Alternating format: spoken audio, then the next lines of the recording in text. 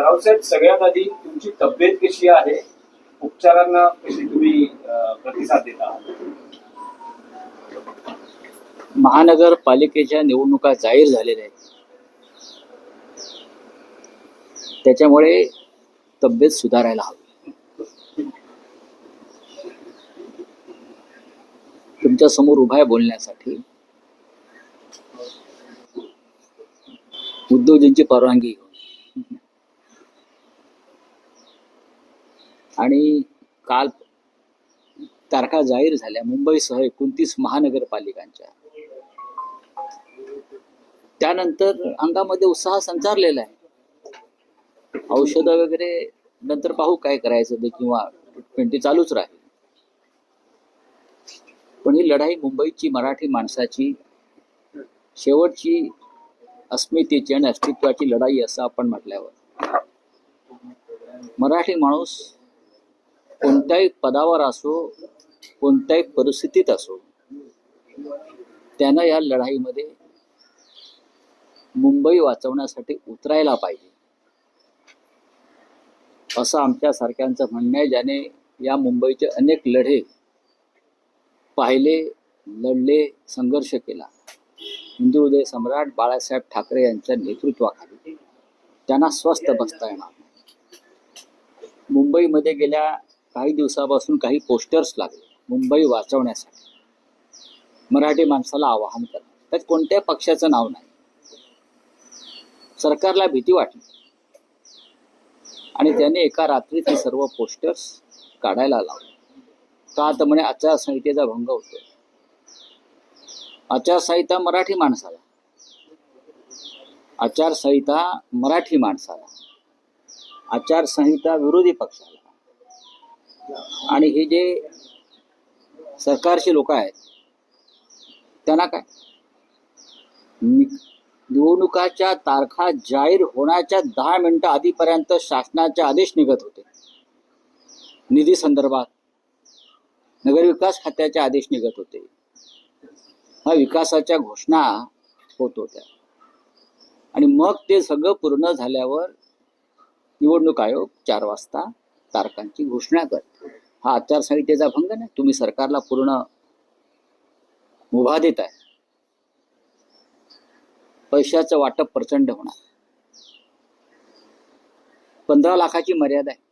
मुंबई म्हणजे अ ब क ड 15 लाख, 13 लाख, 11 लाख आणि 9 लाख असं हे अ ब क ड आहे. मुंबई, नागपूर,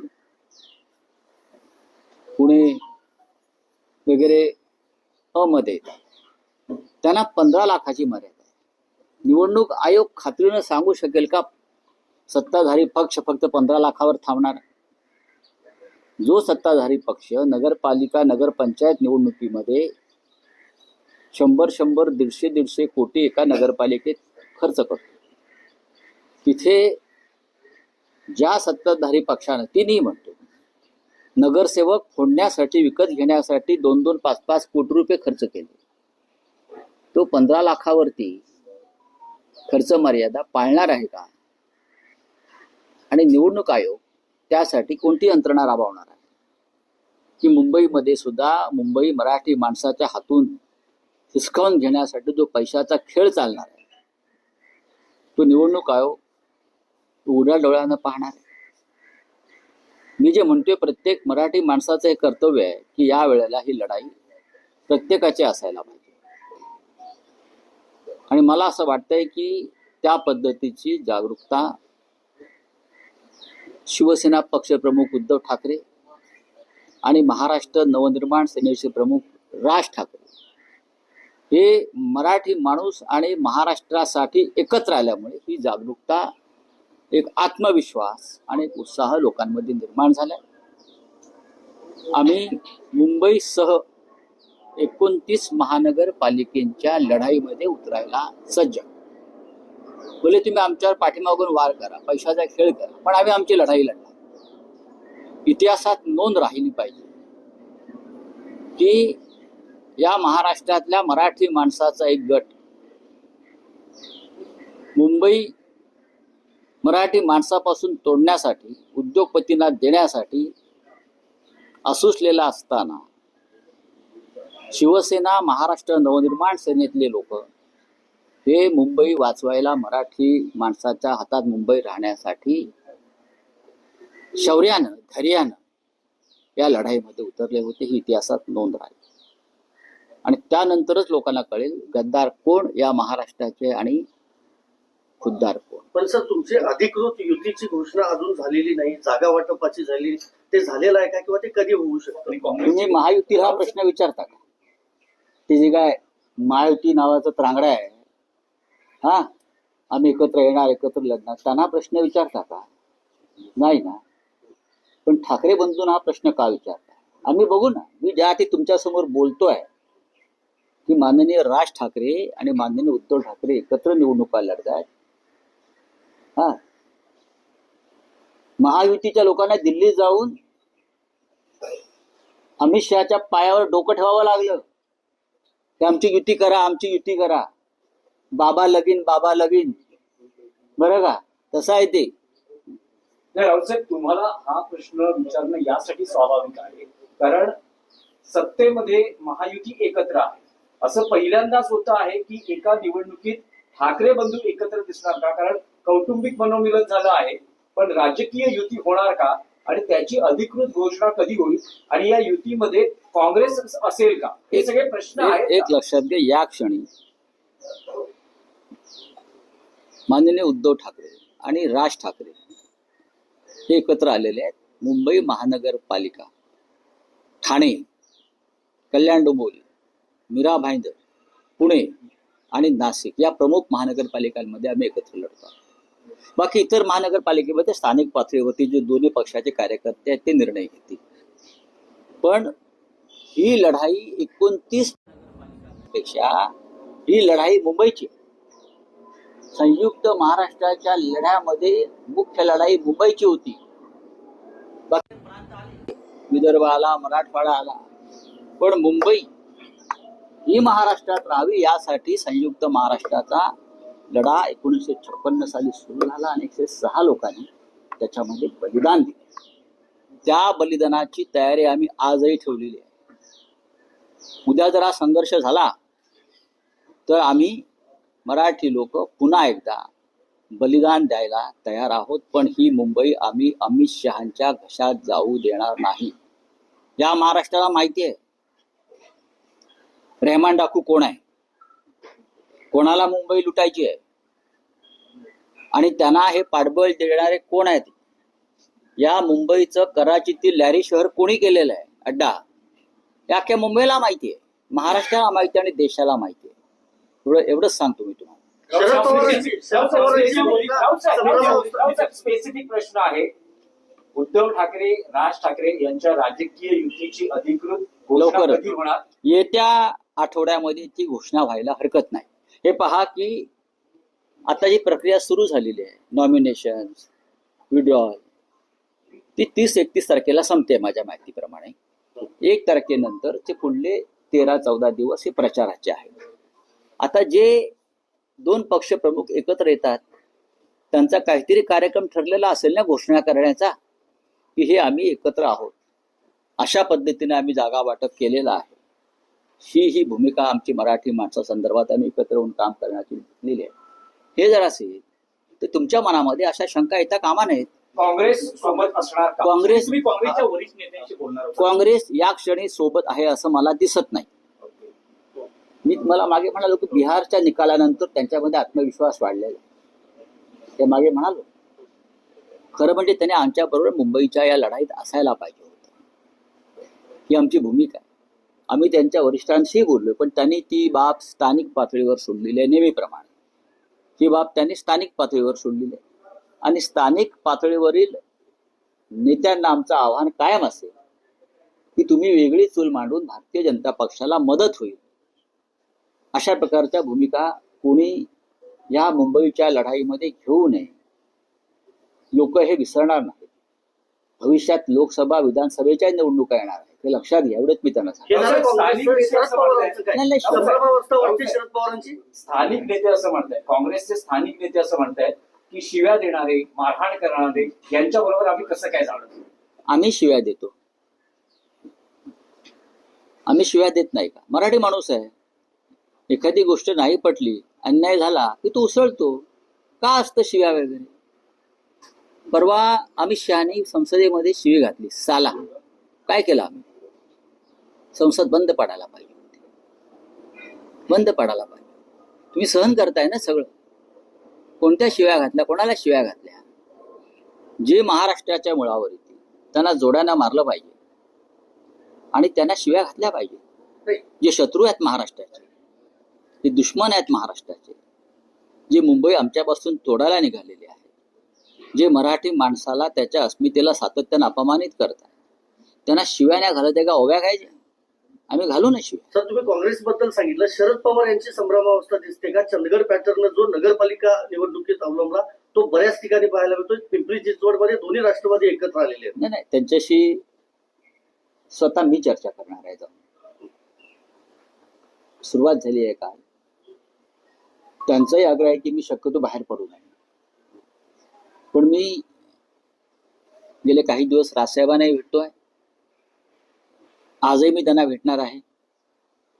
चर्चा या निवडणुकीत संवाद हा चालू ठेवायचा असतो. मी या चर्चा झाल्यावरती उद्धव साहेबांच्या संमतीनं मग मी थोडासा परत थांबेन. पण शरद पवार आणि त्यांच्या पक्षाची फार मोठी भूमिका मुंबईत नाही.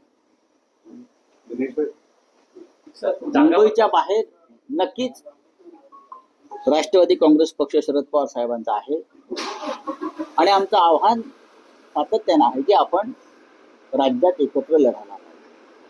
आता अजित पवारांबरोबर त्यांच्या काय भूमिका आहेत हा त्यांचा अंतर्गत प्रश्न, एवढंच मी सांगतो. जसे काही बॅनर्स पोस्टर्स मुंबईत लागले होते की मराठी माणसा जागा हो, सावध हो, तसे काही बॅनर्स, निनावी बॅनर्स लागले ज्यात असं म्हटलं जाते की जे हिंदुत्वाचे झाले नाही ते मराठी माणसाचे काय होणार, मुंबईकर जागा हो, एका परिवाराच्या नादी लागू नको, मुंबईचा रंग बदलू देऊ नको आणि BMC is not a family business. BMC हा फॅमिली बिझनेसच आहे. ठाकरे परिवारानेही मुंबई गेले 35 ते 40 वर्ष एक हाती मराठी माणसाच्या हाती देण्यासाठी जो त्याग केलेला आहे. मी ठाकरे कुटुंबाचा उल्लेख करतो. आधी हिंदुहृदय सम्राट बाळासाहेब ठाकरे, मग उद्धव ठाकरे. मुंबईचे लुटारू गेल्या 4.5-5 वर्षामध्ये कोण आहेत हे महाराष्ट्राला कळलेलं आहे. जे हिंदुत्वाचे होऊ शकले नाहीत म्हणजे काय? अमित शहा सांगतील ते हिंदुत्व नाही, किंवा अमित शहा सांगतील तो शिवसेना पक्ष नाही. ज्या दिवशी हे सत्तेत नसतील तेव्हा यांना कळेल खरे हिंदुत्ववादी कोण होते ते. अमित शहानी आमचा पक्ष फोडून निवडणूक आयोगाच्या मदतीनं, न्यायालयाच्या मदतीनं जर कोणाला सुपूर्द केला असेल तर ती डकैती आहे, डाकूगिरी आहे, चाचेगिरी आहे. त्याच्यावरती विचारधारा ठरत नाही ना. हिंदुत्वाच्या अनेक प्रश्नावर, मराठी माणसाच्या अनेक प्रश्नावर गेल्या काही दिवसामध्ये जे निर्माण झाले त्याच्यावरती ही मिंधे सेना तोंडात मिठाची गुळणी घेऊन गप्प बसलेली आहे. अनेक प्रश्नावर हिंदुत्वाच्या. आम्ही सांगतो तुम्हाला, हे अमित शहाचे मिंधे आहेत. हा पक्ष अमित शहाचा आहे. हा पक्ष ना शिंद्यांचा ना अन्य कोणाचा. अजित पवारांचा पक्ष आणि एकनाथ शिंदेचे पक्ष हे अमित शहांच्या मालकीचे पक्ष आहे. विरोधामध्ये एवढं आंदोलन केलं, ईव्हीएम हटाव हे तुमचं नारा होता. मात्र दुसरीकडे सुप्रिया सुळे असं बोलतायत की ईव्हीएम वर मी काही बोलणार नाही, आक्षेप घेणार नाही, कारण का त्याच ईव्हीएम मुळे मी आज 4 वेळा खासदार म्हणून निवडून आली आहे. तुम्ही ईव्हीएमच्या विरोधामध्येच खरं तर आवाज उठत होता. ईव्हीएम मध्ये घोटाळे आहेत हे स्वतः शरद पवार साहेबांनी सांगितलेलं आहे. आणि सुरुवातीच्या काही काळात सुप्रिया सुळे सुद्धा ईव्हीएमच्या विरोधामध्ये होतात. सोयीनुसार भूमिका घेता येत नाही, बदलता येत नाही. भूमिकेवर ठाम राहायला पाहिजे. ईव्हीएम मध्ये घोटाळा आहे, राहुल गांधींनी ते सिद्ध केलेलं आहे, आम्ही सगळ्यांनी ते सिद्ध केलेलं आहे. अशा वेळेला लोकांच्या मनात संभ्रम निर्माण होईल आणि संघर्ष आणि लढाईची धार कमी होईल. अशा भूमिका घेऊ नयेत बरं का. सत्य आम्हालाही माहिती आहे. सत्याची लढाई अशा प्रकारे भरकटली जाऊ शकत नाही. मुंबई अध्यक्ष पद पर नितिन गडकरी अधिवेशन की तुम्ही सतत सांगितलं त्या ठाकरे बंधूंकडून की मराठी माणसा जागा हो, सावध हो, मराठी माणसासाठी ही शेवटची निवडणूक आहे.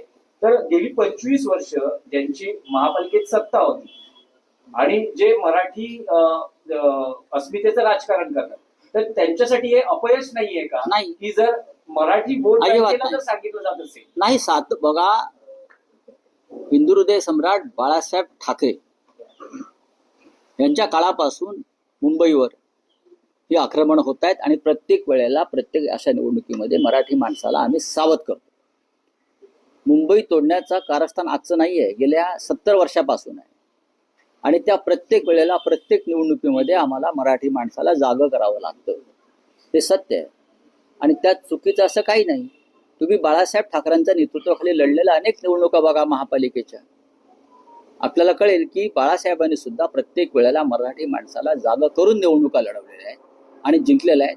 त्याच्यामुळे आम्ही जे म्हणतो आहोत किंवा राजसाहेब ठाकरे म्हणतात किंवा माननीय उद्धव ठाकरे साहेब म्हणतात मराठी माणसासंदर्भात, त्यात चुकीचं काही नाही. मराठी माणसाला भारतीय जनता पक्ष आणि मिंध्याने जे गुंगीचं औषध दिलं मधल्या काळामध्ये, त्या गुंगीतून त्याला बाहेर काढावं लागलं.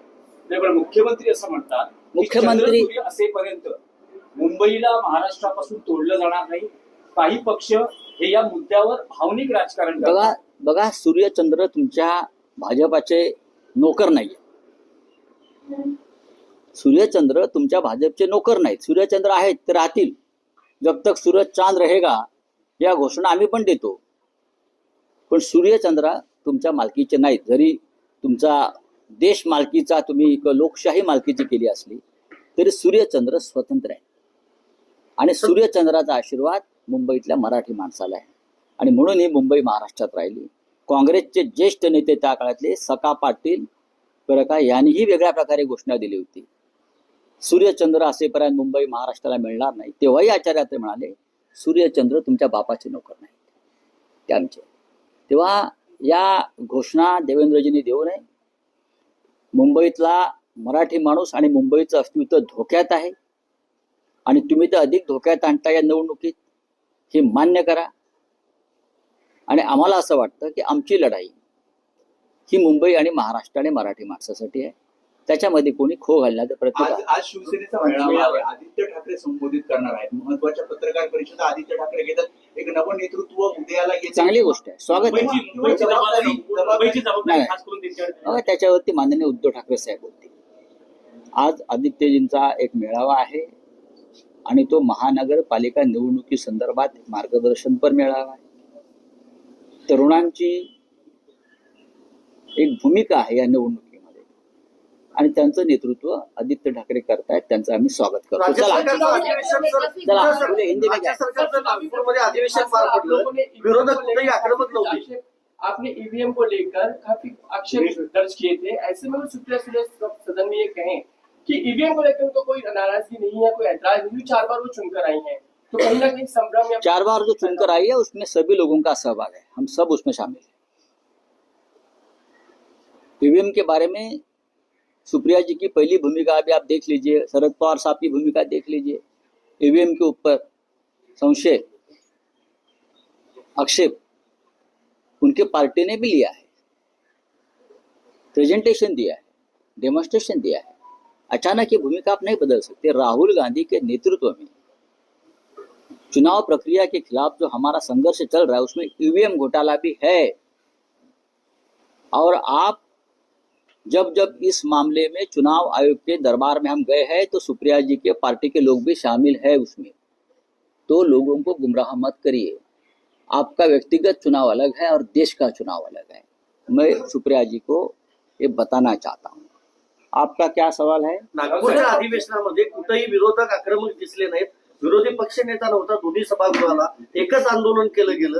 पुण्याचं जमीन प्रकरण असेल, संतोष देशमुख हत्या प्रकरण. पुण्याच्या जमीन प्रकरणामध्ये मुख्य आरोपींना वाचवण्याचा प्रयत्न कोण करतोय? देवेंद्र फडणवीस करतात. विरोधी पक्षाने आवाज उठवला. आपण काय केलं? आपण गुन्हेगारांना पाठीशी घालण्यासाठी कायदे आणि नियम बदलले, पोलिसांवर दबाव आणला. काय करायचं विरोधी पक्षाने? विरोधी पक्ष नेता तुम्ही देत नाही दोन्ही सभागृहात आणि विरोधी पक्ष काय करत नाही असं विचारता. हे ढोंग आहे. चला, धन्यवाद. सर, यामध्ये सर, विरोधी अध्यक्ष- पक्षातलेच एक नेते असं म्हणतात की ते व्यक्तिगत प्रकरण आहे. कोणतं पुण्यातलं व्यक्तिगत कसं आहे? व्यक्तिगत प्रकरण. सरकारी जमीन 1800 कोटीची मंत्र्यांच्या मुलाला, उपमुख्यमंत्र्यांच्या मुलाला 300 कोटी देण्याचा प्रयत्न झाला. हे व्यक्तिगत प्रकरण असेल तर मग या विषयावर बोलायलाच नको. हे व्यक्तिगत प्रकरण कसं असू, तुम्हाला मिळेल का? म्हाडाचं घर तुम्ही घ्यायला गेलात, 10 लाख किंमत सांगितली, अमुक अमुक आले, चला त्यांना 2 लाखात द्या, सरकार देईल का? नाही, पण भास्करराव जाधवच त्या दिवशी बघा, press conference मध्ये असं म्हणाले, त्यांना हा प्रश्न विचारला त्यावेळेस ते म्हणाले की हे व्यक्तिगत प्रकरण आहे, त्यामुळे सरकारच्या तिजोरीची जेव्हा लूट होते आणि ते सरकार पक्षाचे लोक करतात तेव्हा ते व्यक्तिगत प्रकरण असत नाही. भास्कररावांना हेच सांगायचं आहे वारंवार. भास्कररावांनी हे सांगितलेलं आहे. तुम्ही त्याचा कधी वेगळा अर्थ काढला असेल